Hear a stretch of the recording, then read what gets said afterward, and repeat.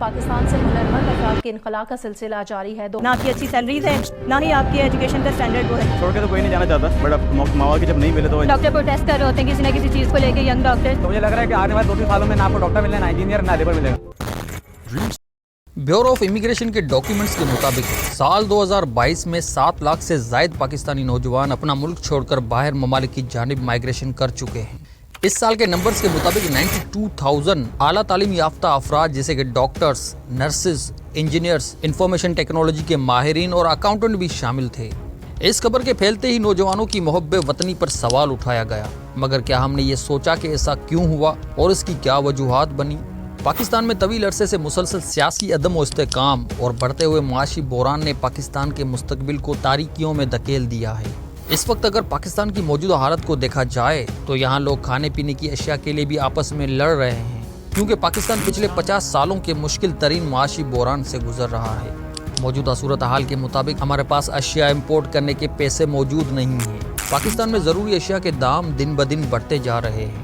مہنگائی جو عموماً 5 یا 6% رہتی تھی اب 25% سے بھی بڑھتی جا رہی ہے. یعنی 100 روپے میں ملنے والی چیز کی قیمت اب 120 یا 130 روپے تک جا پہنچی ہے. آٹے کے 20 کلو کے تھیلے کے دام ملک کے بیشتر علاقوں میں 3-3 ہزار میں مل رہے ہیں. بنیادی کھانے پینے کی اشیاء کے دام سونے کی مانند ہیں. ایسے میں جب بنیادی چیز ہی کھا پانا مشکل ہے، وہاں عوام دوسری خواہشات کو پورا کر پانے کے بارے میں تو قطعاً سوچ بھی نہیں سکتی. آج 2023 میں جہاں دنیا چاند پر گھر بنانے کی باتیں کر رہی ہے، پاکستان میں بجلی بچاؤ مہموں کا آغاز دکانیں اور شاپنگ مالز کو جلدی بند کروا کے کیا جا رہا ہے. پاکستانی حکومت مسلسل قرضہ مانگنے پر مجبور ہے، مگر اس سب کی وجوہات پر سوچ بچار کرنے سے ہم گریز کر رہے ہیں. آخر ہم یہاں تک کیسے پہنچے، اس معاملے پر بھی تھوڑی نظر ثانی کرتے ہیں. ہمیں مسلسل مختلف قسم کی تباہ کاریوں کا سامنا ہے. ایسا کیوں؟ ملک بننے سے لے کر اب تک کسی بھی حکومت کو اس کے 5 سال پورے نہیں کرنے دیے گئے. یہ ایک بڑی تباہ کاری کی وجہ ہے. 1947 میں پاکستان بننے سے لے کر اب تک تقریباً 18 مرتبہ تو ملک کے وزیر اعظموں کو ان کے عہدے سے کرپشن یا فوجی بغاوت کی وجہ سے برطرفی کا سامنا کرنا پڑا ہے. گزشتہ کئی برس سے مسلسل معیشت گرتی چلی جا رہی ہے، جبکہ قرضہ بڑھتا چلا جا رہا ہے. گزشتہ حکومت کو بھی عدم و اعتماد کے ووٹ کے تحت گرایا گیا، جبکہ ملک نہایت مشکل موڑ پہ تھا اور نئی حکومت کے آتے ہی مسائل میں کمی آنے کے بجائے ملک مزید تباہ کاریوں کی جانب رواں دواں ہے. کیونکہ ہر حکومت دوسری حکومت کو گرا کر نئی تبدیلی لانے کی بات تو کرتی ہے، مگر ہم یہ سمجھنے سے قاصر ہیں جب کوئی حکومت بدلتی ہے تو مالیاتی پالیسی بھی بدلتی ہے، جس سے ملک کی معیشت بری طرح متاثر ہوتی ہے. ورلڈ بینک کے مطابق اس سال بھی ملک کی معیشت 2% سے بڑھے گی، جبکہ مہنگائی 3% سے. امپورٹ اور ایکسپورٹ کی بات کریں تو ملک کی ایکسپورٹ $30 بلین سے، جبکہ امپورٹ $90 بلین کے آس پاس، جس کا مطلب یہ ہے کہ ہر سال ہم $30 بلین کماتے ہیں، جبکہ $90 بلین ہم خرچ کرتے ہیں. ایسے میں یقیناً ہمیں قرضوں کی طرف رخ موڑنا ہی ہوتا ہے اور اسی وجہ سے غیر ملکی ذخائر تیزی سے گھٹ رہے ہیں.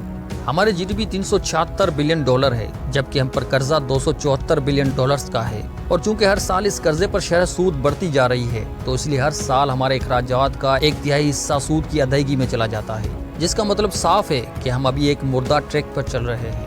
پھر اب بات موسمیات کی تبدیلیوں کے باعث ہونے والی تباہ کاریوں کی بات کرتے ہیں تو پچھلے سال آنے والے سیلاب نے ملک کی کمر بری طرح توڑ دی اور اس طرح دیگر بہت سے مسائل ملک کو اس وقت درپیش ہیں. ایسے میں نوجوانوں کے لیے روزگار کو مواقع نہ ہونے کے برابر ہیں. تو کیا ان حالات میں خود کے اور خاندان کے مستقبل کے بارے میں سوچنا غلط ہے؟